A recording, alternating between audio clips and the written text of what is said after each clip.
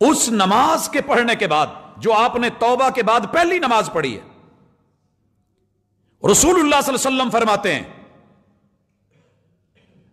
انتظار الصلاۃ بعد الصلاۃ، بلکہ اس سے پہلے آئیے اپنی عادت بنائیے اسباغ الوضوء، شدید سردی ہو یا شدید گرمی ہو، وضو کو محبتوں سے کیا کریں، یہ گناہ جھاڑ دیتا ہے، صاف کر دیتا ہے، جیسے کپڑا دھل کے صاف ہوتا ہے، کما نکیت الثوب الابیض من الدنس، وضو انسان کو گناہوں سے صاف کرتا ہے، توبہ نے کر دیا، جیسے ایک کوڈ کے بعد دوسرا اور تیسرا اور پھر فنشنگ کوڈ کلر کو خوبصورت بنا دیتا ہے، ایسے ہی یہ آپ کی ذات کو، انسانیت کو، وجود کو پیارا بنا دے گا۔ وضو کی عادت، اور اس کے بعد جو بھی نماز پڑھ لیں وہی بیٹھے بیٹھے کلک کریں اگلا الارم، اگلا الارم، اور وہ کیا ہے؟ وہ الارم ہے انتظار الصلاۃ بعد الصلاۃ، میں نے اب جمعہ پڑھا ہے، جمعے کے بعد میں نے عصر پڑھنی ہے، بس یہ کہہ کے رب سے توفیق مانگ کے اٹھیں اور فکر لگا کے اٹھیں، فکر لگائیں اپنے آپ کو، دوسرے آپ سے اہم نہیں ہے، جن کو ٹائم دے کے وہ نماز کی بھول ہوئی ہے، فویل للمصلین، او نمازی تیری بربادی کا سفر شروع ہو گیا ہے، بربادی کا سفر، نکلیے اس سے، توبہ کیجئے، استغفار کیجئے، استغفر اللہ کہیے۔ کلیہ کیا ہے؟ نسخہ کیا ہے؟ بہترین وضو بنانے سے مت گھبرائیے، کوٹ اتارنا پڑتا ہے اتاریے، یہی اتارنا مشکل ہوتا ہے نا، بازو پر کرنے مشکل ہیں، اور ٹھنڈی ہوا کو فیس کرنا، آپ نے ان دنوں میں کلپ دیکھا ہوگا، بلکہ تصویر دیکھی ہوگی، کافی شیئر ہوئی، برفانی تودوں کے اندر بیٹھا ایک نوجوان، برف کے اندر سے کہیں پانی ڈھونڈ کے، چاروں طرف برف ہے، وضو کر رہا ہے، موسم کی شدت، یہ برفانی تودے، یہ ساری چیزیں نفس پہ گراں ضرور ہیں، مگر جب توبہ کر لی جائے، فکر لگا لی جائے، تڑپ ہوتی ہے تو لوگ برفانی علاقوں میں گئے ہوئے ہیں کہ نہیں، شدید سردی کو انجوائے کرنے کے لیے، آئیے نماز کو انجوائے کرنے کے لیے، بربادی سے بچنے کے لیے کامیابی کی طرف بڑھیے، اور آج سے اپنی دل کی ڈائری میں یہ جملہ آپ اور میں لکھ لیں، وانتظار الصلاۃ بعد الصلاۃ، مجھے ہر نماز کے بعد اگلی نماز کا الارم، آٹو الارم لگانا ہے، مجھے فکر ہونی چاہیے، لیکن یاد رہے کہ یہاں دکھاوے کے لیے نہیں، کیونکہ متصل صحت کے بعد ہے الذین هم یراؤون، دکھاوے کے لیے نہیں، اللہ کے لیے۔ دوست احباب میں بیٹھے ہوئے، یار جلدی جو بھی کام ہے سمیٹ لیں، جو مجلس ہے کر لیں، جو محفل ہے وہ دیکھ لیں، جو میٹنگ ہے وہ کر لیں، نماز عصر کا ٹائم ہونے جا رہا ہے، میں نے یہ پڑھ لی ہے، اس کے بعد عصر پڑھ لی ہے تو مغرب پڑھی ہے تو عشاء پڑھ کے فجر کی انتظار میں آپ سو گئے، رب پوری رات عبادت میں لکھ دے گا، گویا کہ آپ نے رات کو قیام کی ہے، یہ فکر۔ اور جہاں تک ہے والذین هم علی صلواتہم یحافظون، نمازوں کی حفاظت، نمازوں کی حفاظت دو اعتبار سے ہے، ایک وقت پہ پڑھنا، سنت کے مطابق پڑھنا، خالصتاً اللہ کے لیے پڑھنا، اور شیطانی وسواس سے بچ کر کے پڑھنا، اور اس کے بارے میں کہا گیا الذین هم فی صلاتہم خاشعون، بسا اوقات نماز کے لیے آ بھی جاتے ہیں، کھڑے بھی ہو جاتے ہیں، مگر نماز کے اندر آ کر کے شیطان حملہ آور ہوتا ہے،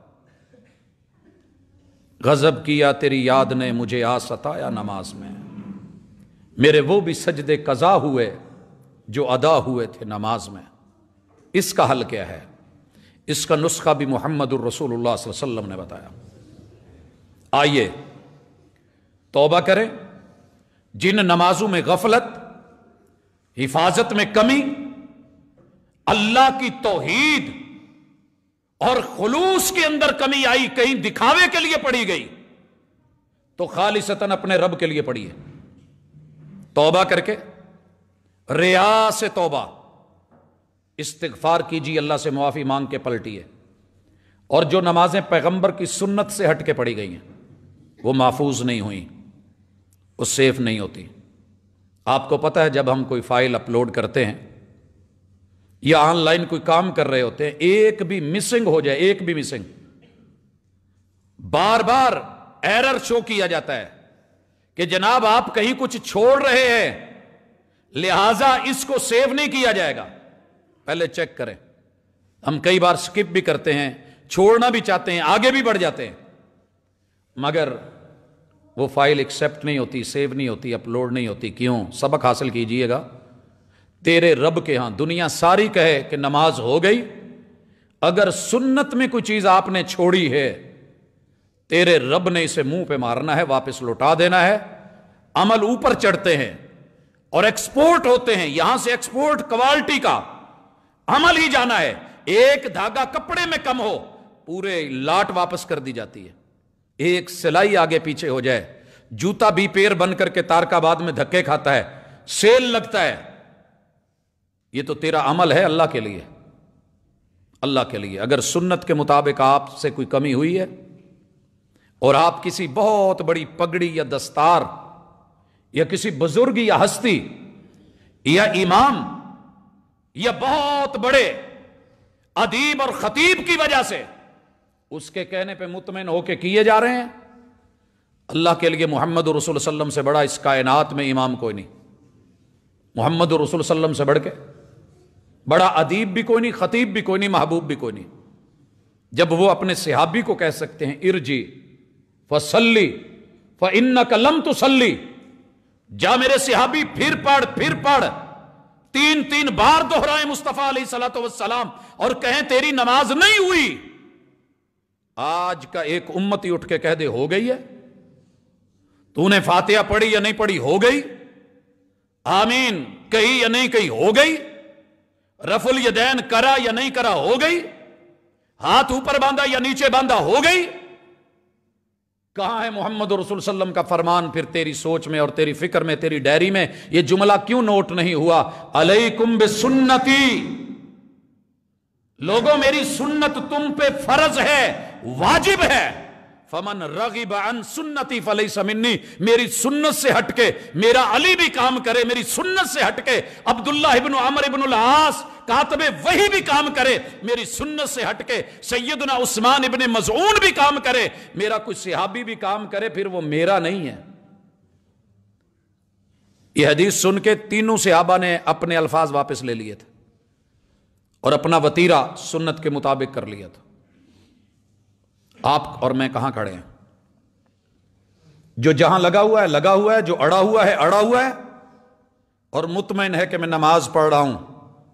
بھائیو، مجھے آپ کی قبر میں نہیں جانا، مجھے اپنا حساب دینا ہے، لیکن اللہ نے یہ ضرور پوچھنا ہے کہ جو جانتا تھا وہ بتایا۔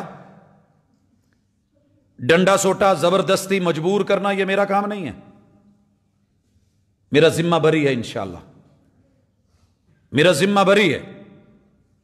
ایک ایک حوالے سے پیغمبر کی سنت، محدثین نے، فقہائے کرام نے، امت کے علماء نے، خطباء نے منبر و محراب سے چار دیواری گھر کے اندر تلک، آپ کے دلوں تلک دستک دے کے یہ پیغام پہنچایا ہے کہ پیغمبر کی سنت کو معمولی مت جانو، کر لی چھوڑ دی۔ اصل میں ہم نے سنت کی ڈیفینیشن ہی یہ کی ہے، کر لیں تو ٹھیک، نہیں کریں تو کوئی بات نہیں۔ نہیں، علیکم بسنتی، سنت فرض ہے، اس کے ہٹ کے اگر عمل کیا منہ پہ مارا جائے گا۔ کیوں؟ قیامت کے دن کوثر کا جام نہیں مل رہا۔ کون تھے وہ؟ لکھا ہے کسی حدیث میں کہ یہ سنی تھے، لکھا ہے کہ وہ وہابی ہوں گے، لکھا ہے کہ فلاں فرقے کے ہوں گے؟ نہیں، ان کا وصف بتایا گیا کہ جنہوں نے پیغمبر کی سنت کو چھوڑ کے، اہمیت ختم کر کے، اپنی مرضی کے انداز، طور اور طریقے اپنا لیے۔ انک لا تدری ما احدثوا بعدک، محبوب انہوں نے آپ کے بعد اپنی ہی علتیں، اپنے ہی طریقے، اپنے ہی انداز اور سلیقے چلائے تھے، آپ کے وتیرے کو، آپ کی طریقت کو چھوڑ دیا تھا۔ اپنے سے کبھی پوچھئے گا ضرور کہ آپ کون ہیں، فرقوں سے ہٹ کے پوچھئے گا۔ قد افلح المومنون، ہر بندہ تو خود کو مومن کہتا ہے نا، مسلم تو مانتا ہے۔ مومن اور مسلم وحی کے علم کے مطابق اپنا عقیدہ بنا کے اگر پریکٹیکل پیش نہیں کرتا، فویل للمصلین، قرآن کہتا ہے برباد ہے یہ۔ قرآن کہتا ہے هل اتاک حدیث الغاشیہ وجوہ یومئذ خاشیہ، آج نمازوں میں ڈر پیدا کر لو، نہیں تو کل قیامت کے دن ڈر کام نہیں دے گا۔ عاملۃ ناصبہ، دنیا کے عمل کام نہیں دیں گے، ناصبہ تھکا دینا کام نہیں دے گا۔ تسلا نارن حامیہ، اٹھا کر کے جہنم کی آگ کا ایندھن بنایا جائے گا، نہیں دیکھا جائے گا کون ہے۔ اتھے عملہ تے ہونے نہیں نکھیڑے تے کسے نہیں تیری ذات پوچھنی۔ ابو لہب کو بھی نہیں پوچھا جانا کہ نبی کا چچا ہے۔ عمل کیا تھا یہ دیکھو۔ فویل للمصلین، جہنم جس سے ایک وادی ویل، اور اس ویل سے جہنم بھی پناہ مانگے، اس وادی میں اس نمازی کو پھینکا جانا ہے۔ اپنی نمازیں درست کر کے غلط نمازوں سے توبہ کر لیں، اگر سنت کی کمی ہے توبہ کریں، استغفار پڑھیں، فکر پیدا کریں۔ اور یہ نماز، اس کے اندر خشوع پیدا کرنا میرے پیغمبر کی سنت ہے، ڈرنا۔ اللہ تعالیٰ کے ہاں جو عذاب والی آیات ہیں ان پہ استغفار پڑھنا، نعمت والی آیات کو سننا، سمجھنا، سوچنا، اور پھر اللہ کی پاکیزگی دل میں بیان کرنا۔ سبحان اللہ، الحمدللہ، استغفر اللہ، لا حول ولا قوت الا باللہ۔ یہ تیرے میرے نبی کی تلاوت کا اور نماز کا وتیرہ تھا۔ کہاں ہیں آپ اور میں؟ آئیے نماز کے اندر ہم سے ہونے والی غلطیاں، اس کا نسخہ رسول اللہ صلی اللہ علیہ وسلم نے دیا۔ نماز کے اندر آ کے آپ کو اگر کوئی بہکائے گا، دم زندگی غم زندگی، رم زندگی سم زندگی، پوری زندگی کے جتنے دکھ درد پریشانیاں آلام مصیبتیں کہانیاں وہ نماز میں یاد آتی ہیں۔ کاروبار یہاں یاد آتے ہیں، حساب و کتاب یہاں یاد آتے ہیں۔ کیا یہ نماز ہے؟ میں جو ہوا کبھی سر بسجدہ تو زمیں سے آنے لگی صدا، تیرا دل تو ہے صنم آشنا، تجھے کیا ملے گا نماز میں؟ وضو کر کے آ گیا ہے، ہزاروں بت سینے میں لے کے پھر اللہ کے سامنے جھک رہا ہے۔ پہلے بت باہر چھوڑ، اگر کسی گٹر کے اوپر کستوری کا بھی لیپ کر دیا جائے، گندگی نہ نکالی جائے تو صفائیاں نہیں ہوتی۔ من کو صاف کر کے آ، توحید لے کے آ، نیت کو صاف کر کے آ، ریا چھوڑ کے آ، اپنی سوچ اور فکر کو صاف کر کے آ، بدعات کو چھوڑ کے سنت کے مطابق آ۔ لیکن پھر بھی اگر شیطان بہکاوے ڈالے تو رسول اللہ صلی اللہ علیہ وسلم نے طریقہ بتایا۔ آپ نماز میں ہیں، آپ فاتحہ پہ پہنچے ہیں، الحمدللہ رب العالمین، اور اچانک ذہن میں آیا کہ میری تو موبائل کی بیل بند نہیں ہے۔ اچھا یہ اگر بج گیا تو کیا ہوگا؟ اور یہ چودھری ہے بھی ایسا، دوسرے کے پاس دوست کے پاس جائے گا، یار انہوں کال ملائی، جس دن بیل بند کرنی رہ گئی ہو اس دن ضرور لگے گی۔ اب وہ بار بار لگا رہا ہے، اسے بھی پتہ ہے نماز کا ٹائم ہے، لیکن وہ نہیں، اسے بٹھایا، فارغ کیا، اسے نماز میں لے جا کر کے مشغول کیا، اور پھر اوپر سے جہالت کے صدقے وہ جی نماز میں حرکت کی تو نماز ٹوٹ جائے گی۔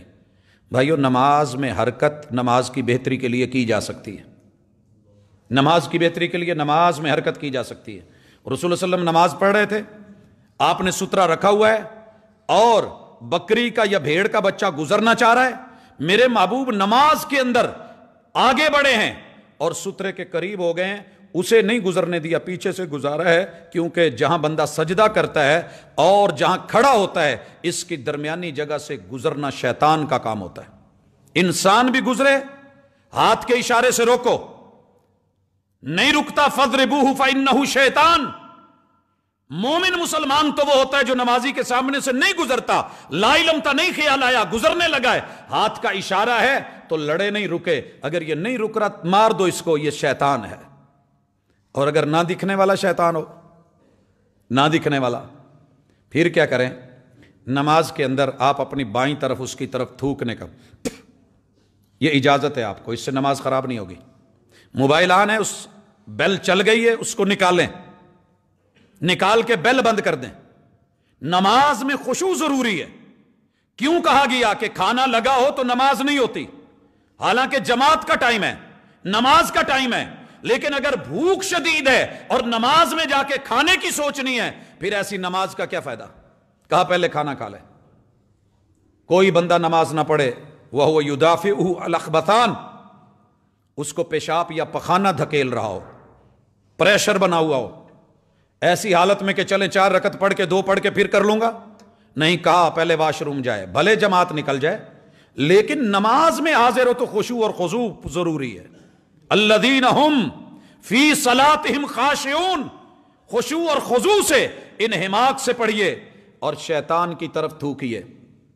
یہ مت سمجھیے گا کہ جو بائیں طرف مقتدی کھڑا ہے وہ شیطان ہے اور میں اس پہ تھوک رہا ہوں۔ بڑا اعتراض اٹھایا ہے لوگوں نے، ہمیں رسول صلی اللہ علیہ وسلم کی بات ماننی ہے۔ یہ حدیث میں نے جب پڑھی تھی، میں کئی دفعہ ذکر کر چکا ہوں کہ میں بہت سمجھنے کی کوشش کر رہا تھا، لیکن یہ لفظ ہضم نہیں ہو رہے تھے کہ مسجد میں نماز میں بائیں طرف تھوکا جائے گا، یہ رسول صلی اللہ علیہ وسلم کا فرمان۔